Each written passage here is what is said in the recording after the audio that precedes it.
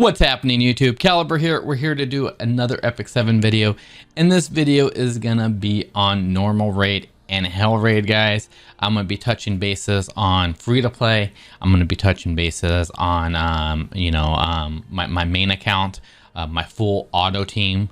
It doesn't quite auto hell raid. It can, not 100% though. I'm sure if I had full MOLO investment, it would. But I just kind of wanted to touch bases here first with my free-to-play team here, guys, on what I've been using. All right, so one of the things I want to point out is I'll put a link to the website below, but I like to use a morale calculator. And if you have Commander Lorena and Angelic Mont, you can do quite a bit raid-wise. Like, you can cover quite a bit of ground morale-wise and get even more gear in normal mode, trying to just squeeze out all the bosses. Once you can get the hell raid farming and you can start picking up some of the better gear and you can start clearing mini bosses on hell raid, I highly recommend that. But this is talking about the free to play account. There's going to be a lot of fast forwarding in this video, but I will stop this video and hit certain points to try to help you guys along and learn how this stuff works. Current team I'm using right here, that I want to I'm using 33 morale for this team, guys. You can normally get higher. One thing I like to do is I'd like to create a raid team that covers everything. And one thing is bringing a green unit is a no-go in my personal opinion, because if I want a raid team that can clear everything, a green unit is probably going to get you killed, not in all cases, but probably going to get you killed on the right side boss, the fire boss. Anytime you miss him, he counterattacks, and your miss chance as a green unit is a lot higher up there. This isn't going to be a guide on how to beat the bosses and stuff like this. This is more of a guide of this is what I do. This is how I do my farming. So hopefully you guys enjoy this. And yeah, I will see you guys in a little bit. All right, so we're going to talk about the characters I'm using. I'd like to note that all these characters I'm using here, it takes me 3 tries to hop into the labyrinth to clear out all normal raid, guys. 3 attempts, which is 6 labyrinth tokens, guys. All right. And I can do both sides of a hell raid with this team. And I can also clear out 8 of the mini bosses for a chance to drop a level 88 defensive rings, which are kind of huge. You get that sexy 65% health, sexy 65% attack. You can get some really good rings out of there, or you can get trash, but it's worth trying to take out the mini bosses, as many of them as possible. I definitely recommend don't overstretch yourself, because if you're having to rerun the hell raid over and over, it becomes very monotonous. And I would just get a good team going and make it happen. This team works, and I'm going to show you it works, guys. So we're rocking a speed and health set on her. We're rocking Megaera's Tome here, guys. Increase the caster's combat readiness by 27%. It's actually 30% maxed out, 15% if it's only plus 15, which go over to her S3 here, guys. Recovers the ally's health and grants immunity for 2 turns. Dispelling 2 debuffs before increasing the caster's combat readiness by 50%. With Megaera's maxed out, that's an extra 30% on top of that, making it an 80% combat readiness push on an S3, meaning she's going to be casting her S2 right afterwards. Mad debuff removal, man. Soul burn effect, 20 souls. Effect is granted to all allies, so you can turn around and dispel 2 buffs on all allies and then cast immunity on them. I absolutely love that. I take advantage of that. You're like, oh crap moment, boom, everybody's freaking has a lot of health. All right, S2 purification. Purification's pretty nice. Dispel 1 debuff from the allies and heals debuffed allies. Amount recovered proportional to allies max health. If this was an extra 25% on here, she'd be healing for mad health, but I'm still working on that. All right, her S1 here, Sleep Sorcery, attacks an enemy with water energy with a 40% chance to put them to sleep. You can actually get up to a 50% chance, and then with the skill tree, make that 65% chance to put to sleep. I definitely want to be maxing this one out too, especially for if I'm going to be using this for an auto raid, chance to put something to sleep. Just doesn't hurt at all, you know, and you know, why not? I mean, it's stigma, guys, and it's a few catalysts you have to farm up. It's definitely something I'm working towards. All right, let's hop over to here. Defense, 1562 defense. We got 15.1k health, 188 speed. I highly recommend anybody running Angelic Mont. Your in-game goal should be anywhere between 175 to 190 speed. You can go higher speed than that, but that 175 to 190 speed with mags definitely fires her off. All right, she needs to have at least 100% effective resistance to get full benefit out of her skill tree too. All right, so got all this going on here. Let's hop over, talk about some of her awakenings. Her awakenings are pretty nice. You get a lot of health and stuff out of that. Like I said, you should just max the stuff out. All it takes is farming, guys. A little bit of work. I know I'm bad about it too, guys. I'll get a new character, start working on a new character, forget about some of my current characters. You know, it's a never-ending tunnel of farming. All right, let's talk about this S1, increase effective resistance by 15%. No complaints there. When using Purification, has a 10% chance to grant continuous healing to all allies for 1 turn. I absolutely love that one when you use Purification and that procs off.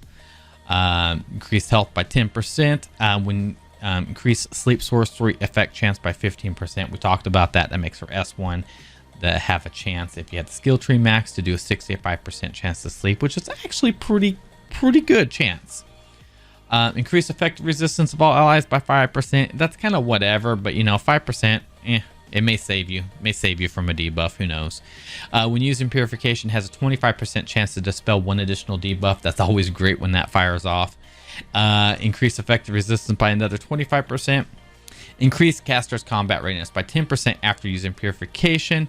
If the caster's effective resistance is over 100, which is great. 10% combat readiness push on top of using mags with an S2, doing a 40% CR push. If that mags is maxed out, that's 40% CR push. So let's put this into perspective here, guys.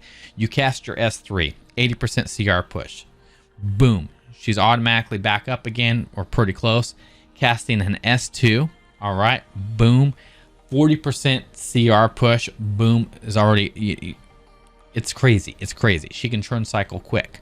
On top of that, has a 50% chance to reset the cooldown of Purification. The caster's not debuffed at the beginning of the turn. 50% chance to reset Purification, meaning you can do another 40% combat readiness push to yourself. When using Purification, it has a 100% chance to heal all allies additionally, regardless of debuffs.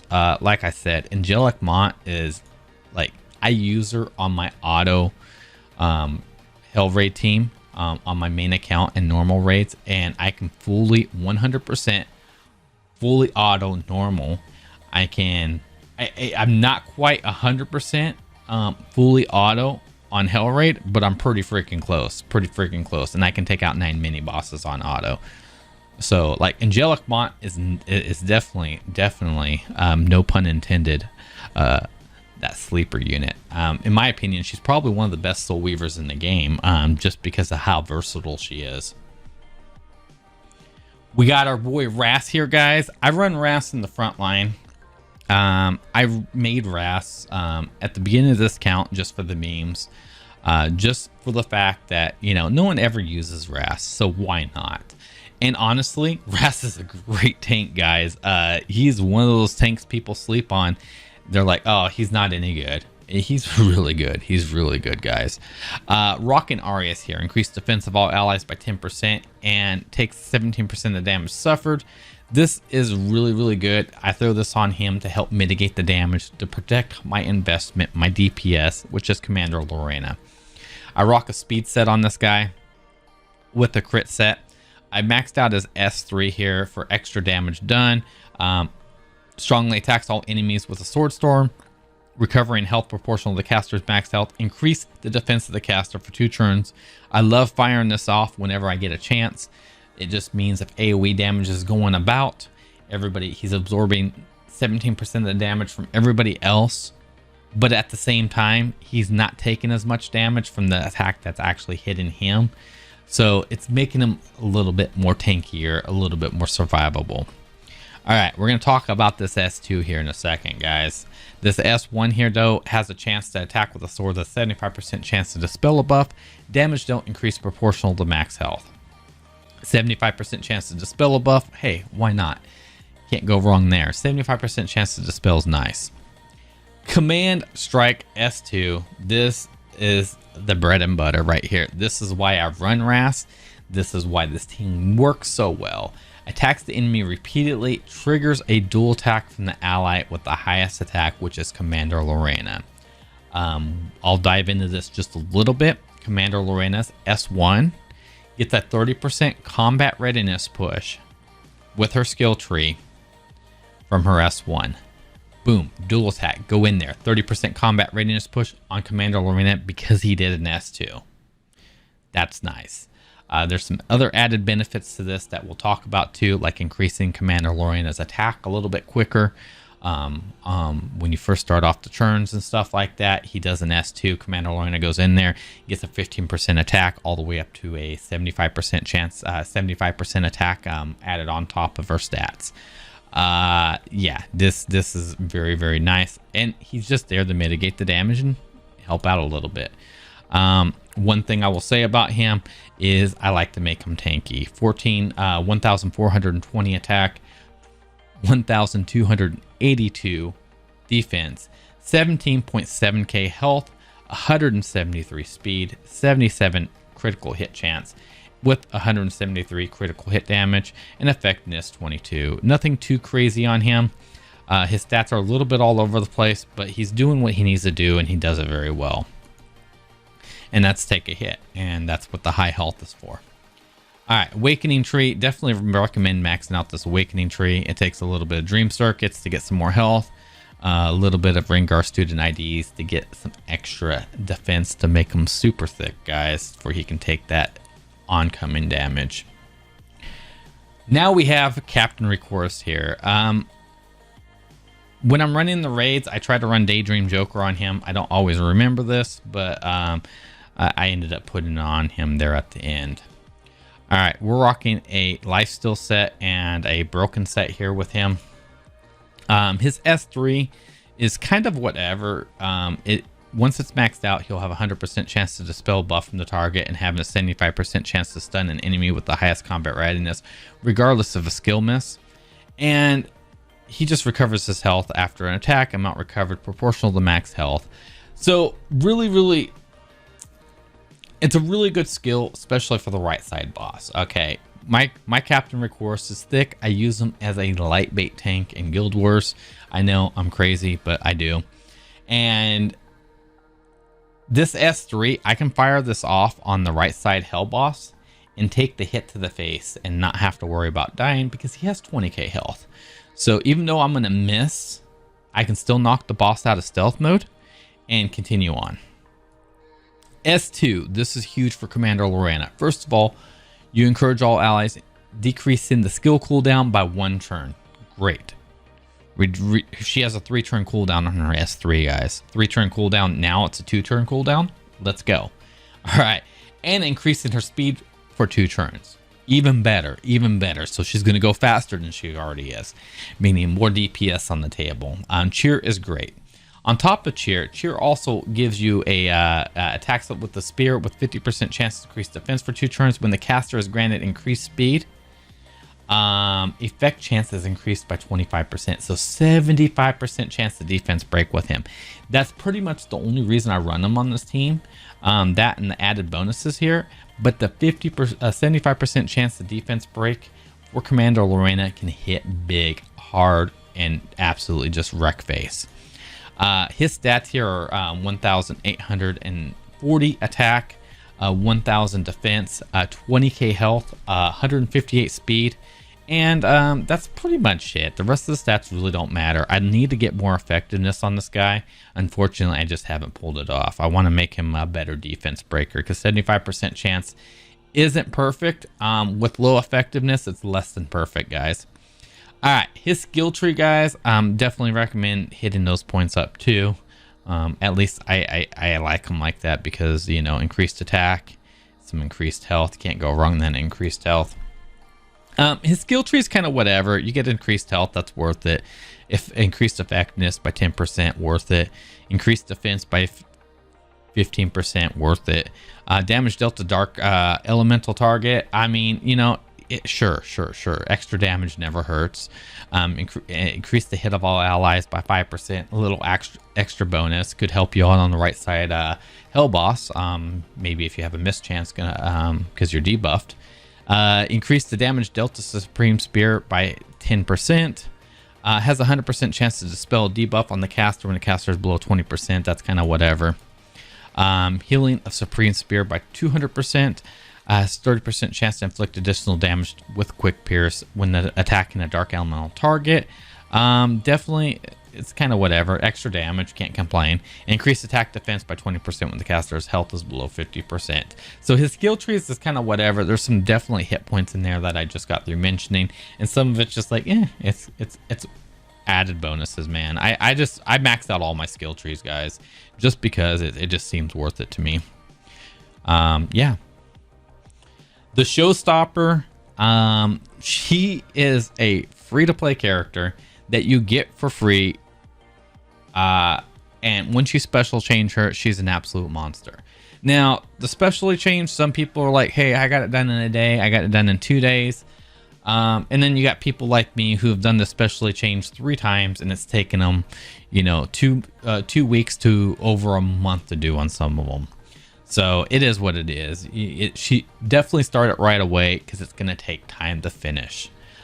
All right. So we got ourselves Daydream Joker here. Increased damage dealt by 3% of the enemy's max health when attacking.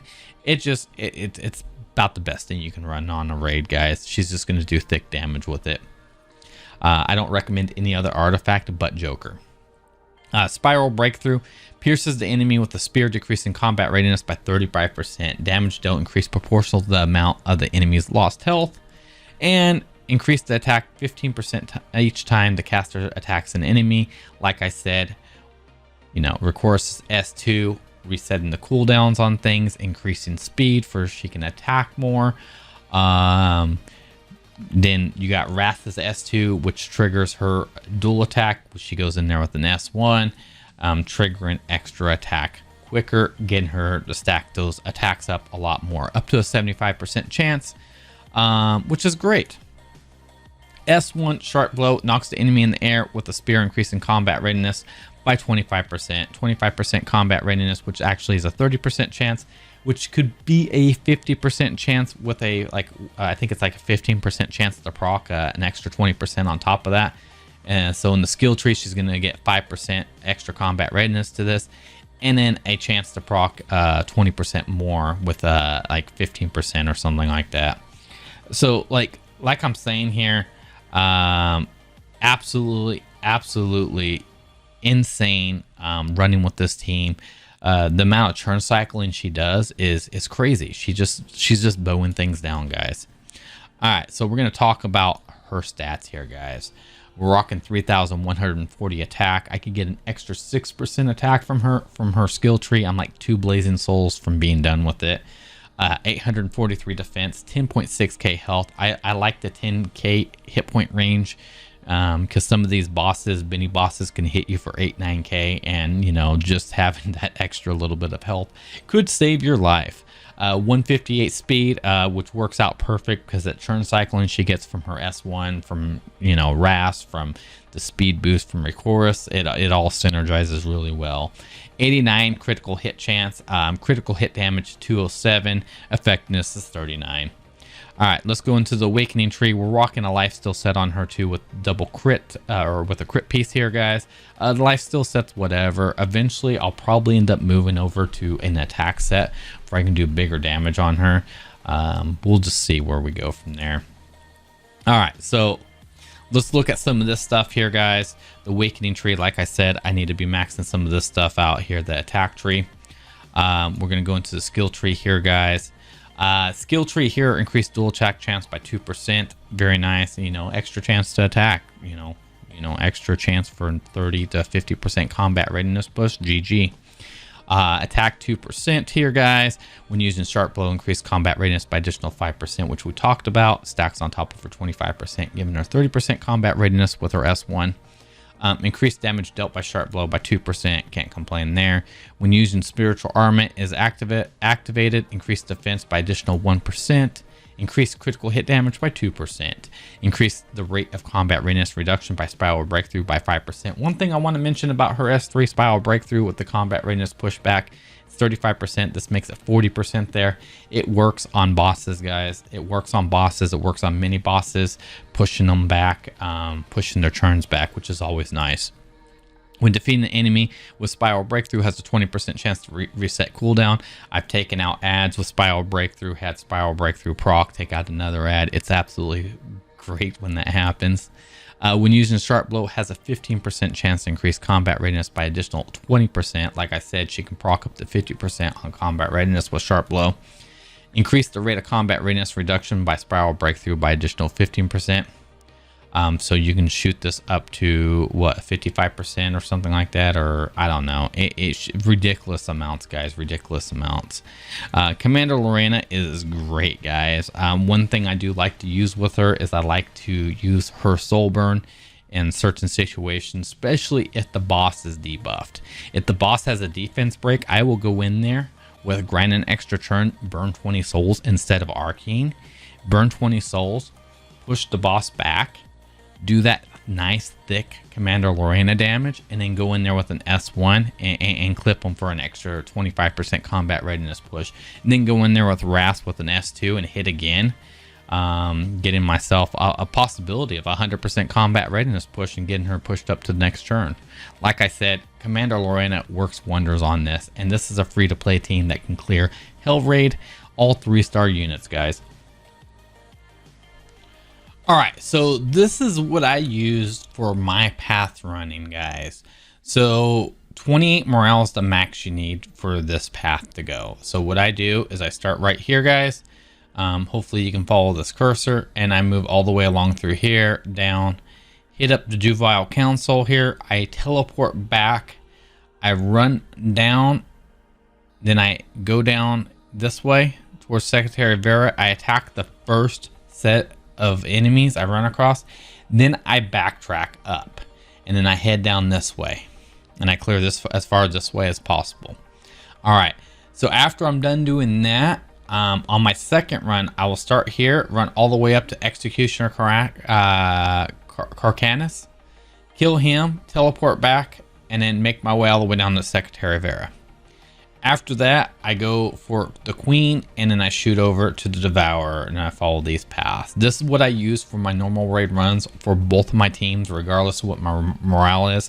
I'm just a creature of habit, and I've been doing this strat for a little while now, probably quite a while now, and I absolutely love it. I love doing this run here. All right, so here on the Hell Raid run here, guys, the elite mobs, the mini bosses, are all these purple ones. So what I like to do is I like to come in here, run all the way down. I take out this mini boss, go up, take out this mini boss, go all the way up here, kill the boss, go kill this mini boss and the mini boss. I can do this with my free to play account, guys. Then I, teleport and leave. All right. So the next round is where I can't make up the difference at, which is unfortunate. So what I'll do is I'll run this way. I'll run down right past here. I'll run up and I'll kill this boss, and then come back down and go to here and kill this boss. So essentially I miss out on, actually I don't even know if I go that far. No, I take that back. I just killed this mini boss because I can't do these last two mini bosses here. So I could technically run up, go like that, and run out if I really wanted to. But that's what I do for my runs here. It's not bad. 8 mini bosses, 2 bosses on Hell Raid. Can't really go wrong. Chances for 88 gear. 88 gear is so powerful in this game, especially if you get lucky and get the right stats on them. They can roll such high speed on them too. Such high speed. But that's what I use for my Hell Raid guide right there.